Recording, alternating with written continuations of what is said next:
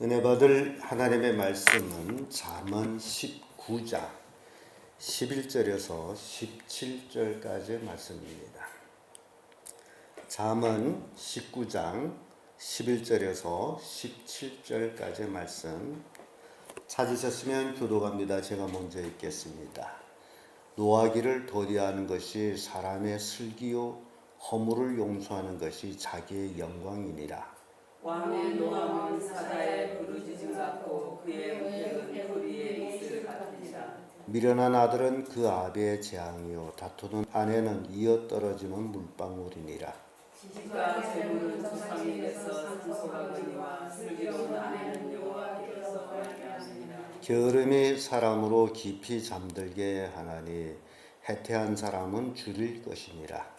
계명을 지키는 자는 자기의 영혼을 지키니와 자기에게 상하지 아니하는 자는 죽으리라. 가난한 자를 불쌍히 여기는 것은 여호와께 구이는 것이니 그 선행을 갚아 주리시리라. 아멘. 이 말씀으로 하나님의 은총을 받은 자, 이런 제목으로 말씀 나누겠습니다. 하나님의 은총을 어떤 자가 받는가, 또 어떤 자가 받았는가, 은총을 받은 자는 어떻게 사는가. 저는 우리 성도님들이 다 하나님의 은총을 받아가지고 매일매일 살 줄로 믿습니다. 왜냐하면 하나님께서 매일매일 우리에게 은총을 주시지 아니하신다면 우리는 정말 살아갈 수가 없습니다. 내가 매일매일 숨을 쉬고 있는 것 자체도 하나님의 은총입니다. 먹고 마시고 입고 하는 모든 것들이 하나님의 은총입니다. 내 스스로 뭘 한다라고 하는 것이 아니라 하나님께서 그렇게 다 내가 살 수 있도록 허락해 주신 것 자체가 은총입니다. 더 큰 은총은 이렇게 우리가 매일 새벽마다 하나님 앞에 나와서 기도하고 찬양하고 하나님 말씀을 듣는다라는 것, 이게 대단히 큰 은총입니다.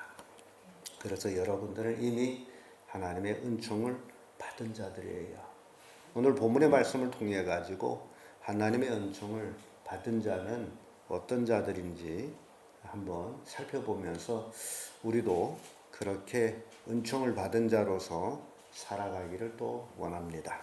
그 첫째가 허물을 용서하는 자가 하나님의 은총을 받은 자만이 할 수 있는 것임을 깨우쳐주고 있습니다. 11절에서 12절의 말씀인데 노하기를 도리하는 것이 사람의 슬기요 허물을 용서하는 것이 자기의 영광이니라. 왕의 노함은 사자의 부르짐 같고 그의 은택은 풀 위의 이슬 같으니라 라는 말씀 나옵니다. 우리는 사람들이 자기한테 잘못한 일에 대해서 참 용서를 못하고 있습니다. 그래서 늘 그것이 마음에 얽혀가지고 있는데 특히 우리 그리스도인들, 하나님의 자녀라고 하는 사람들이 마음이 더 옹졸해가지고 누가 자기에게 해를 줬다든지 손해를 끼쳤다든지 자기의 마음에 들지 않는다 할 때에 도무지 용서를 못하고 늘 그걸 마음에 품고 있는 것들을 보게 됩니다. 오히려 믿지 않는 사람들은 서로 낯을 불키고 불미스러운 일이 있을 때에 친구끼리 하면 야, 술 한잔 먹고 풀자. 그렇게 푸는데 그리스도인들은 술을 안 먹어 그런지 풀지를 못해가지고 늘 꽁하게 품고 있는데 오늘 본문의 말씀을 통해 가지고 어떤 얽히고 설킨 게 있다 할지라도 용서하는 그런 삶을 사시길 바랍니다. 왜냐하면 하나님의 은총을 받은 자가 바로 그렇게 용서를 하는 자들이기 때문이에요. 보세요. 노하기를 더디하는 것이 사람의 슬기요라고 하면서 허물을 용서하는 것이 누구의 영광이라 그러죠? 자기의 영광이라는 거예요. 그러니까 내 영광 위해서 용서해 주는 것이다. 용서할 수 있는 내 영광이 되는데 용서하지 못함으로 영광을 잃어버린단 말이에요. 잠언 14장 29절에도 노하기를 더디하는 자는 크게 명철하여도 마음이 조급한 자는 어리석음을 나타내느니라. 또 잠언 10장 12절에도 미움은 다툼을 일으켜도 사랑은 모든 허물을 가리우느니라고 말씀합니다. 그래서 용서 못하는 것 미워하기 때문이다라는 것을 이제 보게 됩니다. 사랑하게 되면 미움조차도 보이지 않게 된다라는 거죠. 허물이 가려워지기 때문에. 그래서 하나님의 은총을 받은 자, 바로 이렇게 허물을 용서하는 자임을 우리에게 보여주고 있습니다. 잠언 17장 9절에도 허물을 덮어주는 자는 사랑을 구하는 자요, 그것을 거듭 말하는 자는 친한 것을 이간하는 자니라고 말씀합니다. 허물은 덮어주고 용서하는 것이지 거듭 말하는 것이 아니다라는 거죠. 그래서 하나님의 은총을 받은 자들은 바로 이렇게 허물을 덮어서 용서해 주는 자들이다. 왜냐하면 보세요. 우리가 허물이 있어요, 없어요? 있죠. 우리 죄 있어요, 없어요? 있습니다. 우리는 하나님 앞에 적나라하게 드러날 자들인데, 하나님이 우리의 허물을 보시고 우리의 죄악을 보신다면 우리는 갈 곳이 딱 하나 있습니다. 어디예요? 지옥입니다. 그런데 예수 그리스도의 십자가 보혈로 하나님께서 우리의 허물과 죄를 다 가려버렸어요. 그래서 우리가 하나님 앞에 내가 이러이러한 죄를 졌나이다 할 때 우리는 하나님 앞에 죄를 자복하고 고백하지만은 하나님 편에서는 언제 그런 일이 있었느냐, 나 기억지 못한다라는 거예요. 그래서 하나님이 전지전능에는 기억지 못하는 거 있어요. 바로 우리의 용서받은 허물, 죄가 하나님께서는 기억지를 안 해요. 그와 같이 우리도 용서했다면 뭘 안 해야 됩니까? 기억을 안 해야 돼. 그게 하나님의 은총을 입은 자들이에요. 그런데 가끔 그 기억 때문에 자꾸 이제 불편해지는 것이 우리의 모습들입니다. 그래서 진정 하나님의 은총을 받은 자라면 기억하라 말라? 네, 기억하지 말라. 용서했으면 기억하지 말라. 하나님께서 동이 서가 먼 것처럼 우리의 허물들, 죄악들을 멀리 옮기셨도다라고 말씀하듯이 우리도 멀리 옮겨버려서 기억을 안 하는 거예요. 이사야 43장 25절에 보면 나는 나를 위하여 내 허물을 도말하는 자니 내 죄를 기억지 아니하리라. 하나님께서는 자기 자신을 위해서 우리 허물을 도말하시는 자신데 그것을 기억지 않겠다. 우리 죄를 기억지 않겠다라고 말씀합니다. 하나님이 내 죄를 기억지 않는데 왜 자꾸 나는 형제의 죄를 기억하고 그거 가지고 그러느냐, 덮어 못 주냐. 하나님이 내 죄를 기억지 아니하고 동이 서가 먼 것처럼 멀리 옮기시고 기억지 아니한다면 우리도 형제의 허물을 용서하고 덮어주고 기억지 아니하는 그런 삶을 사는 자가 하나님의 은총을 받은 자다. 여러분, 이렇게 은총 받은 자가 되기를 바랍니다. 두 번째로 하나님의 은총을 받은 자는요, 오늘 본문의 말씀을 비춰보면 슬기로운 아내를 얻은 자다라고 표현하고 있습니다. 13절에서 14절의 말씀인데 14절의 말씀 보면 이런 말씀이 있죠. 집과 재물은 조상에게서 상속하거니와 슬기로운 아내는 여호와께로서 말미암느니라고 말씀합니다. 슬기로운 아내는 누가 주신 거라고 그러죠? 하나님의 주신 거예요. 우리는 창세기를 보면서 그걸 알 수 있습니다. 처음에 아담이 혼자였죠. 독처하는 것이 하나님 보시기에 좋지 못하다 하면서 아담을 깊이 잠들게 하시고 그 갈비 하나를 취해서 여자를 만들어서 아담에게 이끌어줍니다. 아내는 누가 준 거예요? 하나님이 주신 것이지 아담이 스스로 얻은 것이 아니에요. 그래서 성경에는 하나님이 짝지어 주신 것을 사람이 나누지 못할지니라고 그렇게 말씀합니다. 그래서 이게 슬기로운 아내를 누가 주신 것이다라고 분명히 말씀하셨어요. 하나님이 주신 것이다. 그래서 이 결혼이라는 것은 굉장히 중요합니다. 남녀가 눈이 맞았다 해서 결혼하는 게 아니에요. 정말 하나님의 주신 아내인지를 점검해야 됩니다. 그래야 그 결혼 생활이 행복해질 수가 있어요. 그런데 껍데기만 보고 결혼했다면 참 인생이 행복해질 수가 없습니다. 그래서 이 집과 재물은 조상에게서 받을지라도 상속받을지라도 슬기로운 아내는 하나님께로 말미암는다라고 그렇게 말씀하는데, 그래서 하나님의 은총을 받은 자가 바로 이렇게 슬기로운 아내를 얻는 자다라는 거죠. 잠언 18장 22절에 아내를 얻는 자는 복을 얻고 여호와께 은총을 받는 자니라 이렇게 말씀합니다. 복을 얻고, 그래서 결혼은 하나님의 축복이에요. 복을 얻은 거예요. 은총을 받은 거예요. 또 잠언 12장 4절에 보면 어진 여인은 그 지아비의 면류관이요 욕을 끼치는 여인은 그 지아비의 뼈를 썩음 같게 하느니라 이렇게 말씀합니다. 그래서 어떤 아내를 얻느냐에 달려가지고 그 인생이 행복해질 수도 있고 뼈가 썩음이 될 수 있는 그런 모습을 보여줍니다.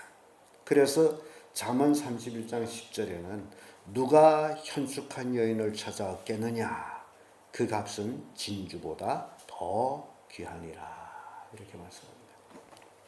그래서 이 결혼이라는 것, 이 아내를 얻는다라는 것, 물론 남자나 여자나 똑같습니다만은 어떤 남편을 얻고 어떤 여인을 얻고 그 인생이 행복할 거냐 행복하지 못할 거냐라는 것이 거기서부터 갈라집니다. 그래서 이 결혼을 위해서는 정말 오래오래 결혼 대상자를 위해서 기도하면서 준비해야 되는 것, 그걸 우리에게 보여줍니다. 우리는 예수 그리스도를 믿고 나서 예수님의 신부라는 입장에서 지금 이 땅에 살아가고 있습니다. 우리의 신랑이 누구예요? 예수님이죠. 우리는 예수님의 신부죠. 그런데 예수님이 신랑 입장에서 우리가 한번 생각해 봅시다. 신랑 대신 예수님이 나를 아내로 맞이해 줄 수 있는 그 삶이 나에게 있느냐. 정말 나는 슬기로운 아내로서 지아비의 면류관이 되는 삶을 살고 있느냐. 아니면 지아비 되는 예수 그리스도의 뼈를 썩음 같게 하는 삶을 살고 있지는 않느냐. 이런 것들을 우리가 생각해야 됩니다. 나는 예수 그리스도의 신부로서 그의 영광된 삶을 살고 있느냐. 근데 오늘날 많은 그리스도인들이 그렇게 살지를 않아요. 예수님이 신랑이라고 생각지를 않아요. 단지 예수님은 하나님으로서 나에게 복만 주고 예수님은 하나님으로서 내가 기도하는 걸 들어주고 그것으로 자기 욕구를 채우는 것으로 만족하는 그런 잘못된 신앙생활을 사는 사람들이 참 많습니다. 여러분, 우리가 참으로 예수 그리스도의 신부가 맞습니까? 그렇다면 예수님의 신부의 입장에서 정말 나는 지아비의 면류관이 되는 삶을 살고 있느냐? 이게 굉장히 중요한 질문입니다. 되는 대로 사는 게 아니에요. 신랑의 영광이 되는 삶을 살아야 됩니다. 잠언 31장 30절에 고운 것도 거짓되고 아름다운 것도 헛되나 오직 여호와를 경외하는 여자는 칭찬을 받을 것이니라고 말씀합니다. 우리가 예수님을 신랑으로 지금 우리를 데리러 오기를 기다리고 있는 우리들, 신랑 되신 예수님이 지금 요한계시록 보게 되면 주 예수여 오시옵소서, 또 예수님께 내가 속히 가리라 그렇게 말씀하고 있는 이때에 정말 오직 여호와를 경외하는 그리스도인들이 맞는가? 고운 것도 거짓되고 아름다운 것도 헛되나 오직 여호와를 경외하는 여자는 칭찬을 받으리라. 우리가 신부의 입장에서 하나님의 칭찬을 받는 자가 되어야 된다 그 얘기예요.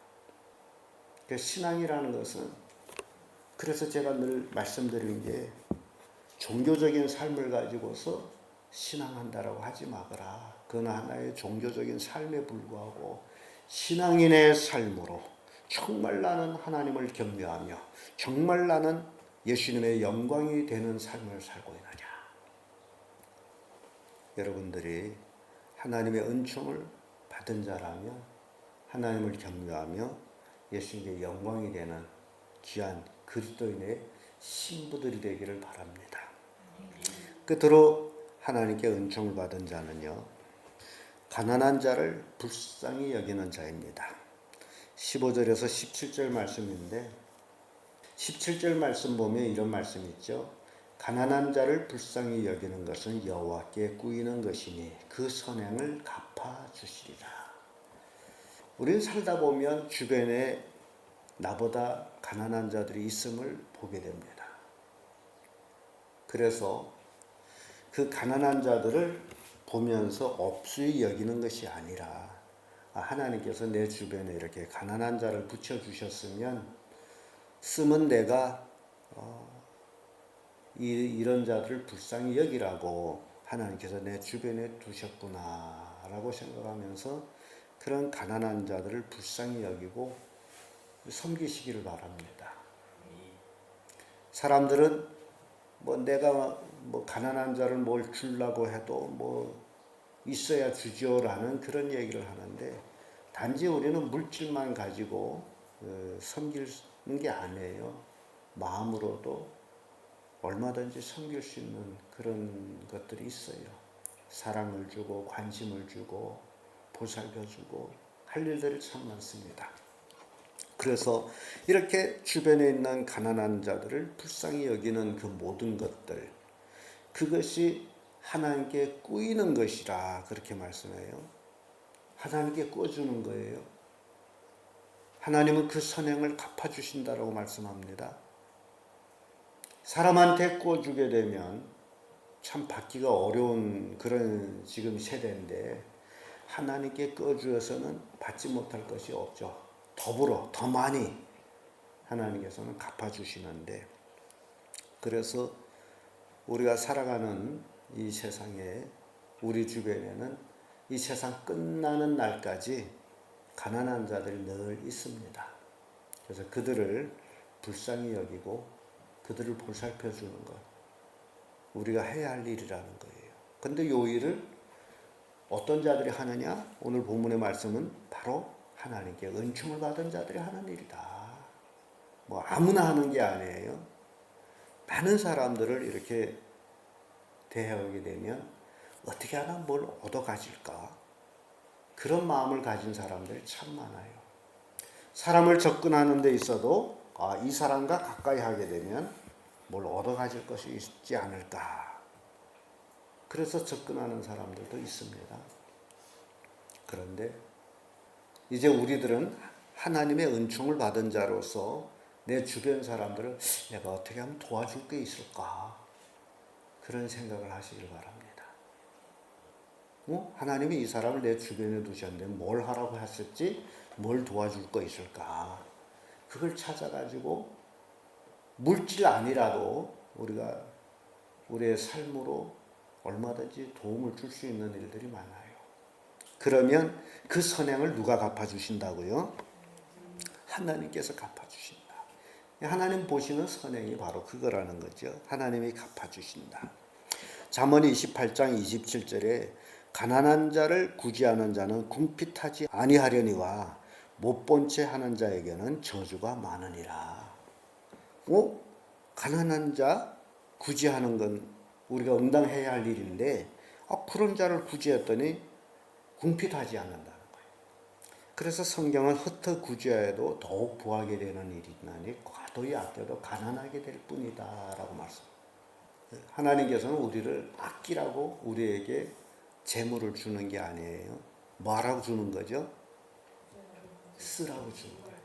그런데 나를 위해서 쓰라는 게 아니고 나의 사치를 위해서 쓰라는 게 아니고 주변에 그렇게 가난한 자들 위해서 쓰는 것, 그게 복이 된다는 겁니다.